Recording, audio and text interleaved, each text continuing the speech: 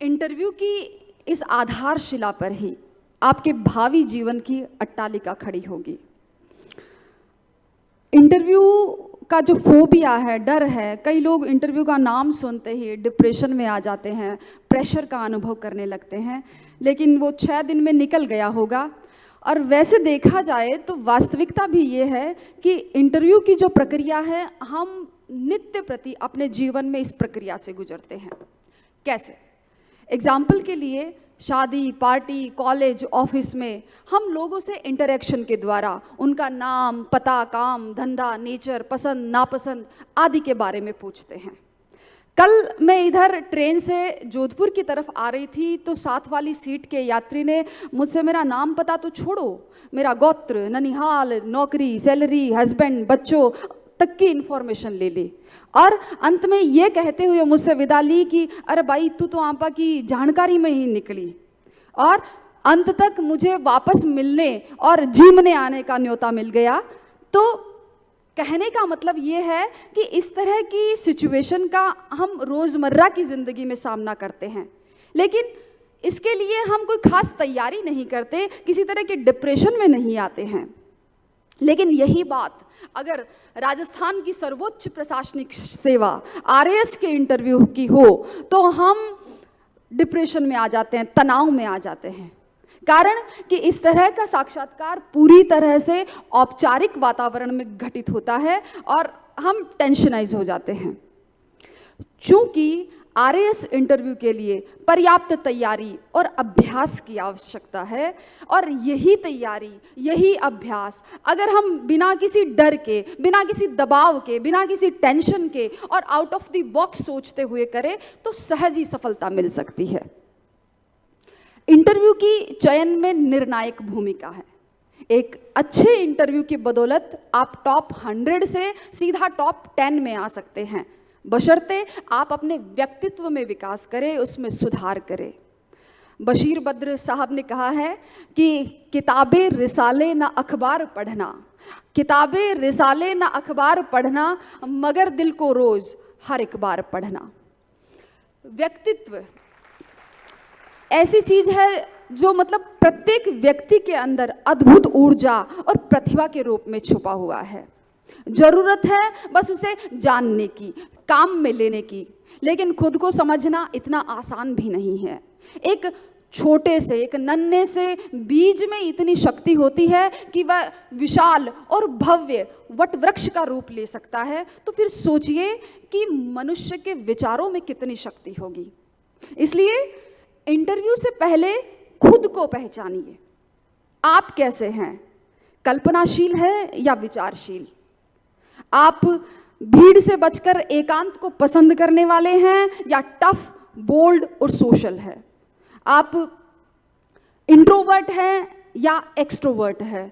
आपको table work ज़्यादा पसंद है या एक्सपोजर चाहिए? या फिर मतलब इंट्रोवर्ट और एक्सट्रोवर्ट के बीच में कहीं की कोई हर जगह एडजस्ट करने वाली एक कोई मिक्स सी पर्सनालिटी है? ये सब आप तय कीजिए, आप कैसे हैं, और फिर उसके अनुरूप अपनी कमियों में आवश्यक सुधार कीजिए। व्यक्तित्व उत्तराधिकार में या सिर्फ आशीर्वाद से नहीं मिलता है, इसका निर्माण हमको स्वयं करना पड़ता है। हर व्यक्ति आकर्षक व्यक्तित्व लेकर भी पैदा नहीं होता है, किंतु अभ्यास से, तत्परता से, तन्मयता से इसको आकर्षक बनाया जा सकता है। इंटरव्यू बोर्ड भी सबसे पहले, जैसे कि इंटरव्यू बोर्ड के हमारे चेयरमैन सामने बैठे हैं, ये मेरी बात से सहमत होंगे कि इंटरव्यू बोर्ड भी सबसे पहले हमारी आउटर पर्सनालिटी को ही देखता है, जो हमारे कपड़ों से, हमारी लुकिंग से नजर आती है। अगर आप दिखने में ही ढीले ढाले, बेढंगे, बेअदब है तो आप शुरुआती स्टेज पर ही 50% बैक चले जाते हैं। बहुत से अभ्यर्थी कश्मकश में रहते हैं और मुझसे पूछते हैं, मैं कई बार YouTube चैनल से भी इसका समाधान करती हूँ। वो पूछते हैं कि हम इंटरव्यू में जाने से पहले किस तरह के कपड़े पहने। वस्तुतः दोस्तों, कपड़ों को किरदार मत समझिए, आरपीएससी यहाँ आपके व्यक्तित्व का परीक्षण करने के लिए बैठा है, आपके कपड़ों के कलर या डिज़ाइन देखने के लिए नहीं।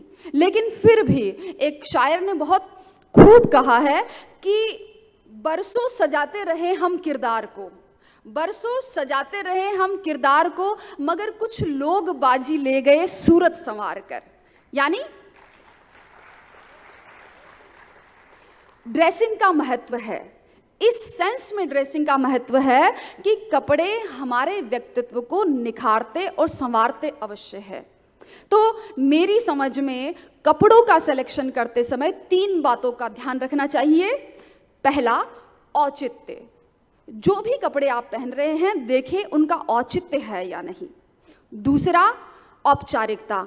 अवसर के अनुकूल उसमें औपचारिकता का कपड़ों में समावेश होना चाहिए। इंटरव्यू देने जा रहे हैं और आपने शादी पार्टी वाले कपड़े निकाल लिए हैं तो फिर औपचारिकता कैसी। और तीसरा और अति महत्वपूर्ण है सहजता। जो भी कपड़े आप पहने उसमें आप सहज लगने चाहिए।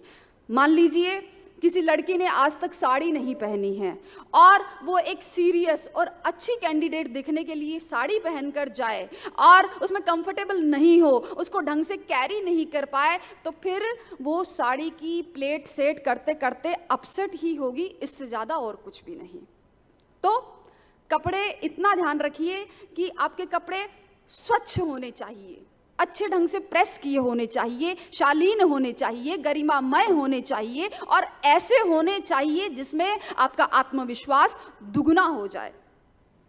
कल्पना कीजिए, मेरे साथ कल्पना कीजिए कि आपके बाल सही से बने हुए हैं, व्यवस्थित ढंग से हैं, आपके दाढ़ी मूंछ सही ढंग से बने हुए हैं, मौसम के मुताबिक आप संवरे हैं, पेंट शर्ट और टाई का मैच बैठ रहा है, या साड़ी या सूट को आपने ढंग से संभाल रखा है, जूते चमक रहे हैं, नाखून कटे हुए और साफ है, घड़ी आपकी गंभीरता को दर्शा कर रही है और दृढ़ कदमों के साथ आप बोर्ड रूम की तरफ बढ़ते जा रहे हैं।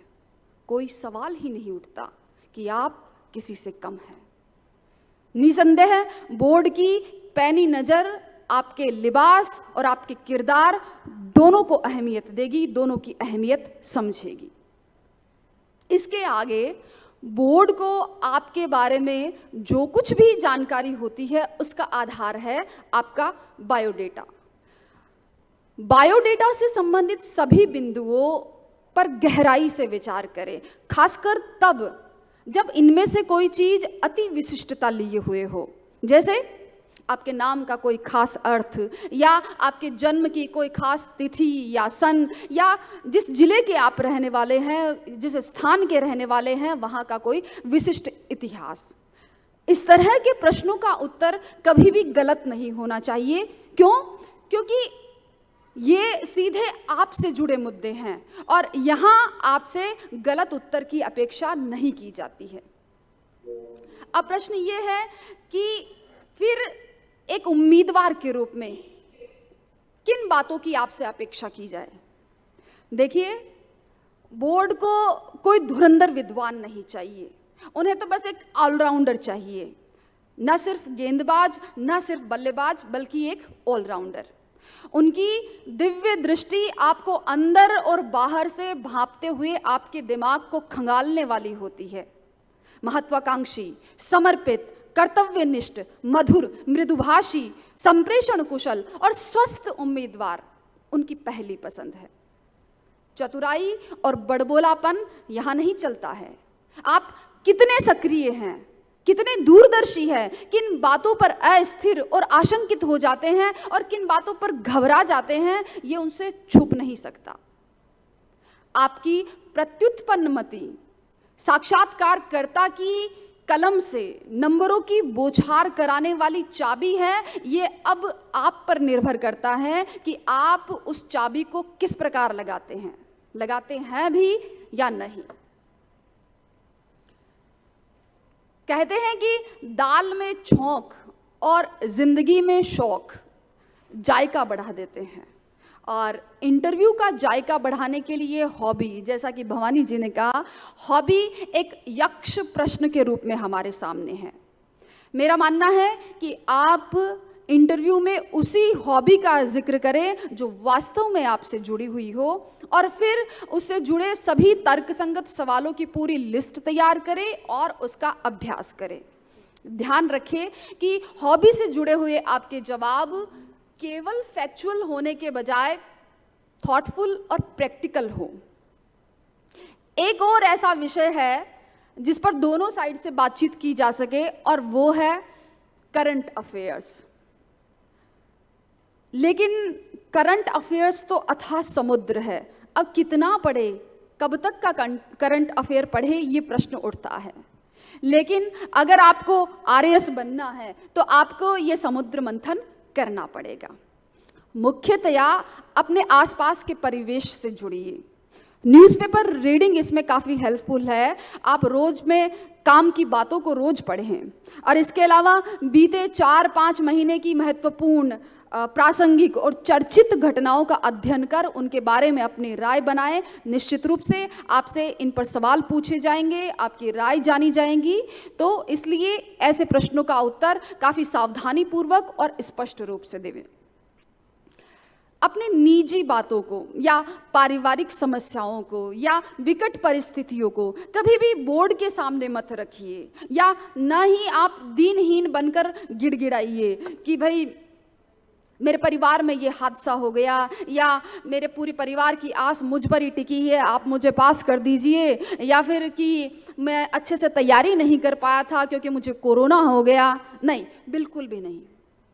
ऐसी बातों का बोर्ड पर कोई अनुकूल प्रभाव नहीं पड़ेगा। कई बार ऐसा भी होता है कि इंटरव्यू में आपसे समस्यात्मक मुद्दे या सिचुएशनल मुद्दे, जैसे कि फला फला स्थिति है, अब आप वहाँ एसडीएम है, बताओ आप क्या करोगे। या कई बार विवादास्पद मुद्दे कि क्या आरक्षण समाप्त किया जाना चाहिए, या क्या समलैंगिकता अनैतिक है, तो ऐसे विषयों पर भी आपका मत जाना जा सकता है। ऐसे विषयों पर पक्ष और विपक्ष दोनों पर गौर करें और एक समग्र निष्कर्ष निकालें। बेहतर होगा कि आपका निष्कर्ष एक प्रगतिशील, सकारात्मक और व्यवहारिक उत्तर हो, क्योंकि ऐसे प्रश्नों का उद्देश्य आपकी सहन शक्ति को, किसी समस्या विशेष से निपटने की आपकी बौद्धिक क्षमता को परखना होता है। इसलिए सोच समझकर उत्तर दें।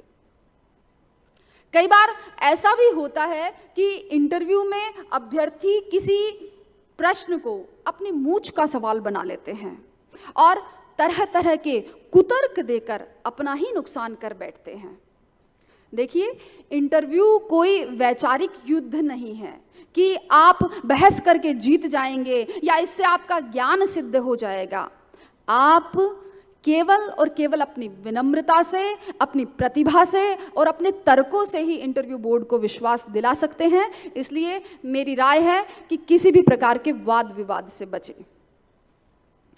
एक प्रश्न ये भी होता है कि इंटरव्यू में वैकल्पिक विषयों से किस प्रकार के प्रश्न पूछे जाते हैं, क्योंकि वैकल्पिक विषयों का पाठ्यक्रम बहुत विस्तृत है और उसे पढ़े हुए भी शायद काफ़ी टाइम हो गया है, तो तैयारी किस तरह से करें। यहाँ पर भी आपको तनाव लेने की आवश्यकता नहीं है, क्योंकि वैकल्पिक विषयों से वे ही प्रश्न पूछे जाते हैं जो आम जीवन में उपयोगी होते हैं। जैसे मैं हिंदी से स्नातक और अधिस्नातक थी और नागौर की रहने वाली थी, तो मुझसे मीरा पर सवाल पूछे गए जो वाजिब भी थे और मेरे लिए लाभकारी भी। तो वैकल्पिक विषयों पर इस दृष्टिकोण के साथ आप सरसरी दृष्टि जरूर डालें कि वो आपसे, आम जीवन से किस प्रकार जुड़े हुए हैं, और फिर आप अपनी तैयारी में अभिवृद्धि करें। अब बात करती हूँ संप्रेषण कौशल की, यानी भाषा की। आपकी भाषा जितनी उच्च कोटि की होगी, आपकी सफलता भी उतनी ही बड़ी होगी। आपका जो बोलने का स्वर है इंटरव्यू बोर्ड में, ना तो अधिक तीव्र होना चाहिए और ना अस्पष्ट होना चाहिए और ना ही उग्र होना चाहिए। कई बार लोग बातचीत करते हुए कहकर अटक जाते हैं, और कई लोग अनजाने में ही तकिया कलाम, जैसे कि जो है, एक्चुअली, बेसिकली, लिटरली आदि का प्रयोग करते हैं। आप ऐसी स्थितियों से अभ्यास से बचिए। आपकी भाषा, जैसे कि मुक्ता ने कहा था, सभ्य होनी चाहिए, सौम्य होनी चाहिए, तार्किक होनी चाहिए। लोकोक्ति और मुहावरे भाषा के सौंदर्य को तो बढ़ाते ही हैं, साथ ही श्रोता पर अपनी गहरी छाप भी छोड़ते हैं। मुझसे इंटरव्यू बोर्ड में प्रश्न पूछा गया कि राजस्थान में महिलाओं द्वारा मनाए जाने वाले त्योहारों के बारे में बताइए। आप चाहें तो एक एक करके उनके नाम गिना सकते हैं। मैंने इस कथन के साथ शुरुआत करी, इस उक्ति से शुरुआत करी कि तीज त्योहारा बावड़ी ले डूबी गणगौर। दोनों ही तरीकों में से जो दूसरा तरीका है, मेरे हिसाब से नंबर दिलाने में अधिक कारगर सिद्ध होगा। जहां भी आपको आवश्यक और उचित प्रतीत हो, एक आध बार काव्य पंक्तियों का प्रयोग कर सकते हैं, लेकिन ध्यान रखें कि इंटरव्यू को मुशायरा नहीं बनाना है। हर वक्त, हर स्थिति में औचित्य का ध्यान रखें। भाषा की आत्मा औचित्य है। वाचिक भाषा के साथ ही कायिक भाषा यानी बॉडी लैंग्वेज, इसका भी इंटरव्यू में बहुत बड़ा रोल है। मैंने अभी लिस्ट देखी, सतीश बत्रा सर और मलिक सर यहाँ पर मौजूद रहे हैं, तो वो इस बॉडी लैंग्वेज के एक्सपर्ट हैं। तो ज़्यादा तो मैं इस विषय पर ज़्यादा विस्तार से नहीं कहूँगी, लेकिन जो मैं अक्सर नोट करती हूँ कि कुछ लोग ऐसे होते हैं जो आंखें मटकाते हैं, उंगलियाँ चटकाते हैं, पैर पर पैर चढ़ाना और हाथ मरोड़ना जैसी स्थितियां भी है। किसी के पसीने छूट जाते हैं, किसी की आवाज़ लड़खड़ा जाती है, कोई पेन घुमा रहा है, कोई नाखून चबा रहा है। तो कहने का मतलब है कि आपके मनोबल की कमी को उजागर करने वाली ऐसी हर स्थिति से बचे। आपके चेहरे पर एक हल्की मुस्कान प्रभावशाली साबित होगी। वाणी में उतार चढ़ाव हो, नम्रता हो पर मिमियाना नहीं, लुकिंग लंदन और टॉकिंग टोक्यो वाली स्थिति भी नहीं हो। आपको इंटरव्यू में ना तो शेर बनकर जाना है और ना भीगी बिल्ली बनकर। तो कहने का मतलब है कि हर स्थिति में ऊर्जावान, उत्साही, सतर्क और मतलब सावधान बने रहे। जैसे जैसे इंटरव्यू का समय नज़दीक आता है, हमारी आशंका, घबराहट बढ़ने लगती है। वो ट्रेन के छूटने वाले, एग्ज़ाम हॉल में लेट पहुंचने वाले सपने मुझे भी आते थे, और मैं मान रही हूं कि शायद आपको भी वो सपने सताने लगेंगे। अब हम चिड़चिड़े हो जाते हैं। वास्तव में ऐसी स्थिति से बचने के लिए आप अभ्यास करें, मानसिक रूप से तैयारी करें, अपने इनर व्यू को समझें, मौन रहे। जैसे ध्यान करवाया सर ने, ध्यान करें, मौन भी रहे, खासकर संध्या काल में। और आपने अब तक जो पढ़ा है उस पर चिंतन करें, खुद से सवाल पूछें और खुद को जवाब दें। हो सकता है कि आपके वास्तविक इंटरव्यू में इन्हीं में से ही कोई सवाल आपसे पूछ लिया जाए। मैं इंटरव्यू बोर्ड के बाहर खड़ी थी और सोच रही थी कि मुझसे पहला प्रश्न क्या पूछेंगे, और मैं बड़ी चिंतित थी, पहला क्या पूछेंगे। लेकिन जैसे ही मैं बोर्ड के अंदर गई, बोर्ड ने जाते ही मुझसे जो सवाल पूछा वो वही था जो मुझे पहले से आता था, जो मैंने सोच रखा था। बोर्ड अध्यक्ष RD सैनी साहब ने मुझसे पूछा कि अंदर आने से पहले तुम्हारे मन में क्या सवाल चल रहा था। उन्होंने यही सवाल पूछा कि अंदर आने से पहले आपके मन में क्या सवाल चल रहा था। प्रश्न मेरा बनाया हुआ था, उत्तर मुझे आता था। मैंने धैर्यपूर्वक अपनी खुशी को छिपाते हुए और हल्की मुस्कान के साथ उत्तर दिया कि सर, इंतज़ार क्या करे, एतबार क्या करे, ये जवाब की घड़ी है, हम सवाल क्या करें। तो कहने का मतलब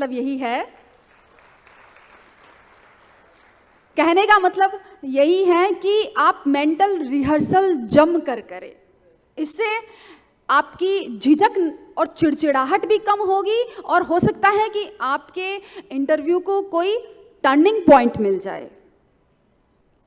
जैसे जैसे इंटरव्यू का समय नज़दीक आता है, वो घड़ियां जब नज़दीक आती हैं, बहुत से अभ्यर्थी ऐसे होते हैं जो बोर्ड का चेयरमैन कौन होगा, एक्सपर्ट्स कौन कौन होंगे, इन अटकलों में और इस जोड़ बाकी में अपना टाइम खराब कर देते हैं। वास्तव में बोर्ड मेंबर्स की कुंडली तैयार करना आपका काम नहीं है। आप तो अपनी कुंडली जागृत करें, आत्म साक्षात्कार करें और फिर अपनी क्षमताओं का आकलन कर उसमें सुधार करें। इंटरव्यू से एक दिन पहले, इंटरव्यू के दिन की क्या सावधानियां बरतनी चाहिए, सारा कुछ वैसे मुक्ता जी ने बता दिया। मैं मोटी मोटी बात अपने हिसाब से कहूँ आपको, तो इंटरव्यू से एक दिन पहले आप किसी भी प्रकार का तनाव ना लें, किसी से राय मशविरा ना करें। और सबसे इम्पॉर्टेंट बात कि इंटरव्यू स्थल पर आप समय से पहुँचे, अपने सारे डॉक्यूमेंट्स रीचेक करें।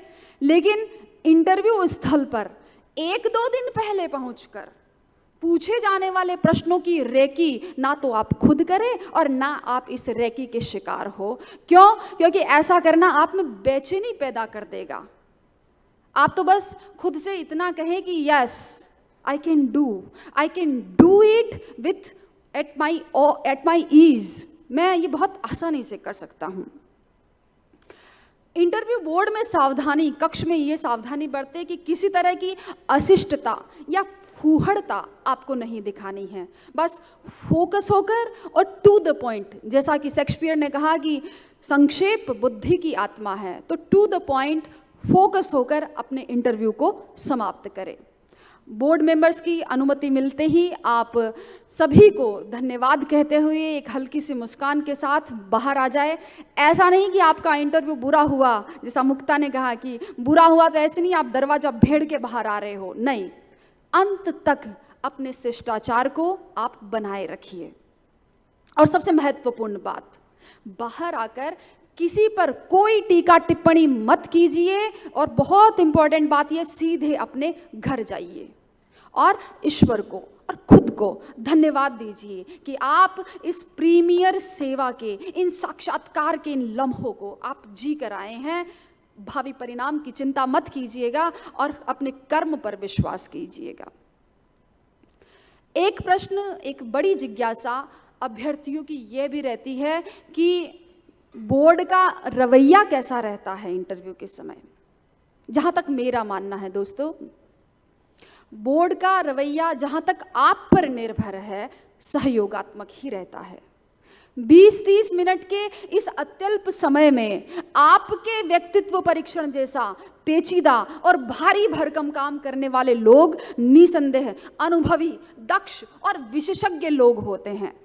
उनकी पारखी नज़र आपको परेशानी में डालने के लिए नहीं, बल्कि आपकी अंतर्निहित शक्तियों को जानने के लिए है। उनके प्रश्न आप में डर और घबराहट पैदा करने के लिए नहीं, बल्कि आरएएस के उस भावी पद के लिए, आपकी उपयोगिता को मापने के लिए है। उनका वार्तालाप आपका संपूर्ण और सर्वोत्तम मूल्यांकन करने के लिए है। इंटरव्यू बोर्ड कोई भूत प्रेत नहीं है कि आप उससे डरे, बल्कि वो तो उस जौहरी के समान है जो आप जैसे हीरे की परख करने के लिए बैठे हैं। इसलिए आप भी बोर्ड को ये एहसास कराए, ये महसूस कराए कि हाँ, नई चीज़ें सीखने की ललक आप में है, चुनौतियों को अवसर में तब्दील करना आपको आता है, प्रशासकीय मूल्यों में आपकी पूरी आस्था है। और यदि आप ऐसा करेंगे तो निश्चित रूप से आपकी जीत दृढ़ होती जाएगी। अंत में आपको मैं सफलता के कुछ मूल मंत्र देना चाहूँगी। हालांकि मूल मंत्र दिए जा चुके हैं, लेकिन सबका अपना अपना अंदाज है। मैं आपको 5 सुपर टिप्स देना चाहूँगी। बातें वही हैं, लेकिन कहने का तरीका अलग है, और हो सकता है मेरे कहने के तरीके से आप उस बात की महत्ता को समझ पाए। तो 5 मूल मंत्र मैं आपको इंटरव्यू के लिए देने चाहूँगी। पहला, सहजता, सहज बनिए, जीवन को उलझाइए मत, अपनी दिनचर्या को नियंत्रित बनाइए, सरलता को अपनाइए, कुटिलता और जटिलता को दूर रखिए। आरएएस का पद कोई दिखावे, फैशन या रौब गांठने के लिए नहीं है।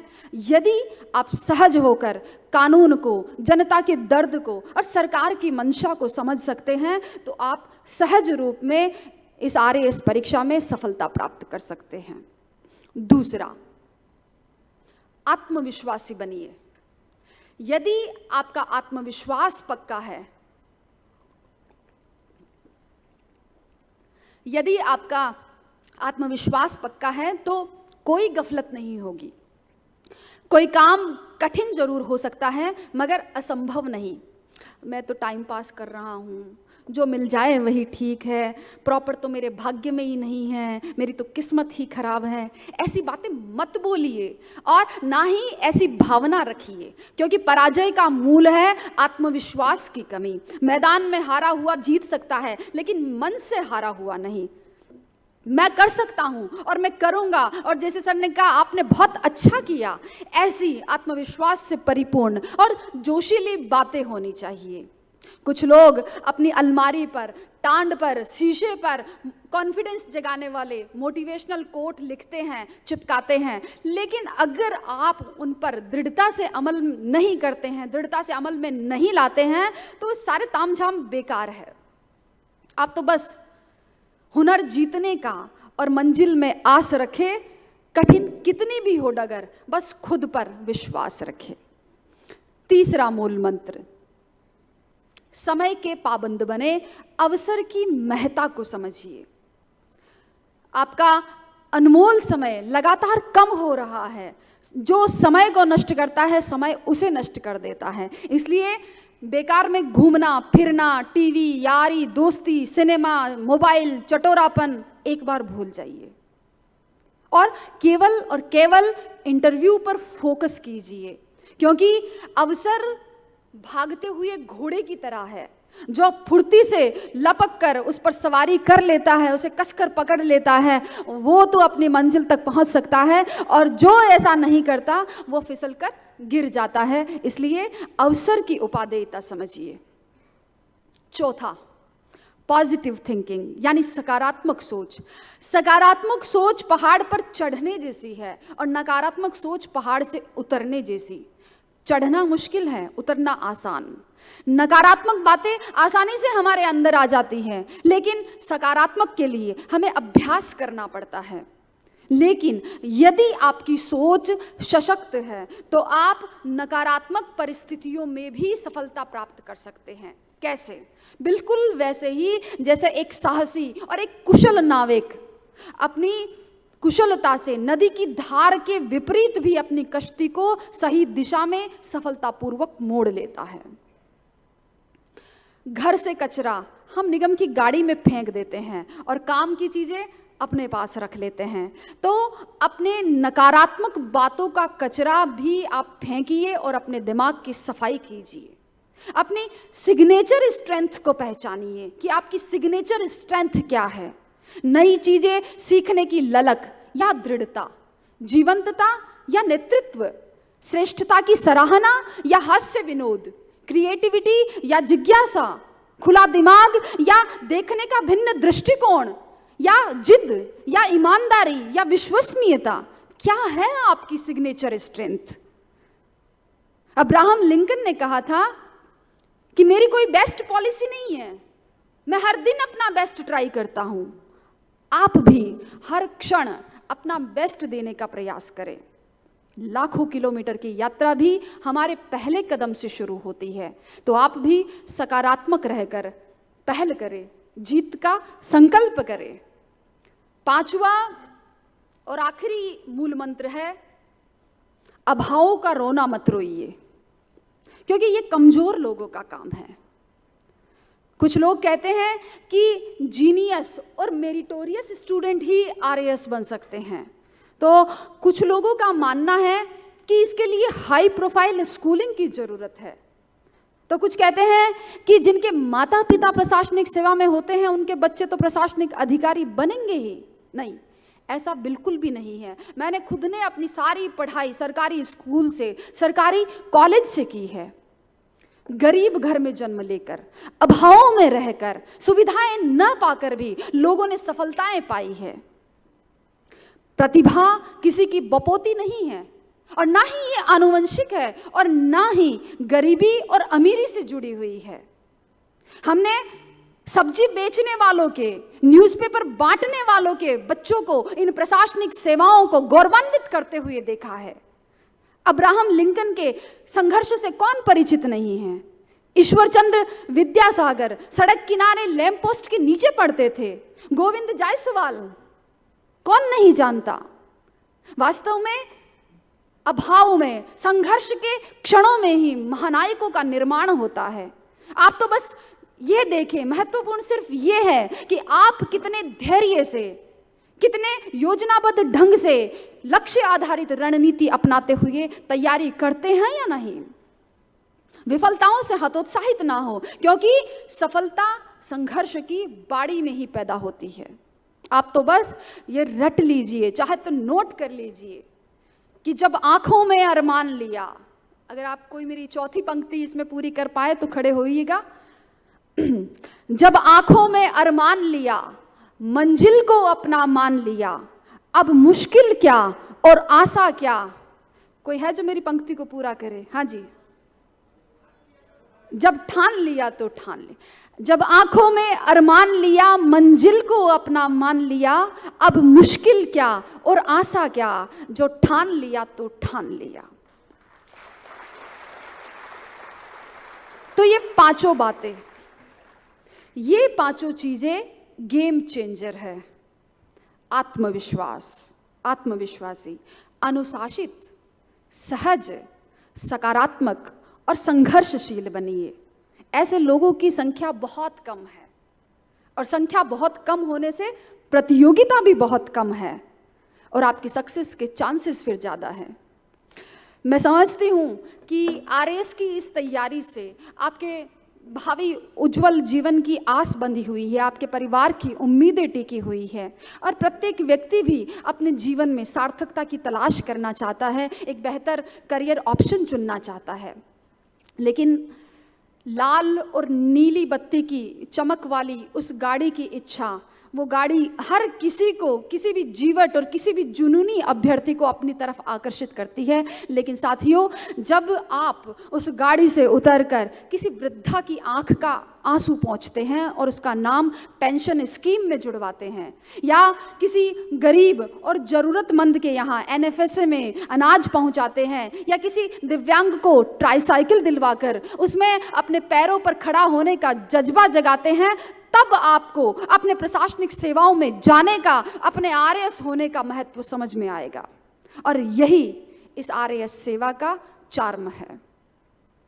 तो अपनी तैयारियों को, अपने परिश्रम को उसकी पराकाष्ठा तक पहुंचाइए। कहते हैं कि प्रभावी मार्गदर्शन आपकी सफलता को पगडंडियों से निकालकर सीधा हाईवे पर ला सकता है। और मैं ये समझती हूँ कि उत्कर्ष के तत्वावधान में यह डॉक्टर संपूर्णानंद मेडिकल कॉलेज का ये सभागार आपके लिए किसी 6 लेन हाईवे से कम नहीं होगा। तो आपकी समय सीमा समाप्त हो रही हो तो कहने का मतलब यही है कि आपकी कहानी, आपके प्राप्तांक कहेंगे जो आपको सफलता के सिंहासन पर बैठाएंगे।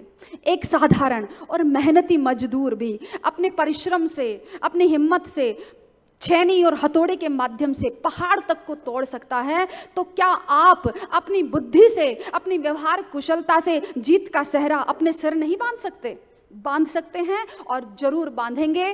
तो अब और विस्तार की आवश्यकता नहीं है, जैसा कि सर ने मुझे कहा है, संकेतों में भी समझिए। जो लक्ष्य आपके सामने है, बस उसे पाने के लिए जुट जाइए। अंत में यही कहते हुए मैं अपनी वाणी को विराम दूंगी कि लगन के पांव थककर कभी चूर नहीं होते, द्वार उपलब्धियों के उनसे दूर नहीं होते, अपने हौसलों का कद बड़ा कर लिया जिसने, उनके लिए कभी खट्टे अंगूर नहीं होते। धन्यवाद, बहुत बहुत धन्यवाद।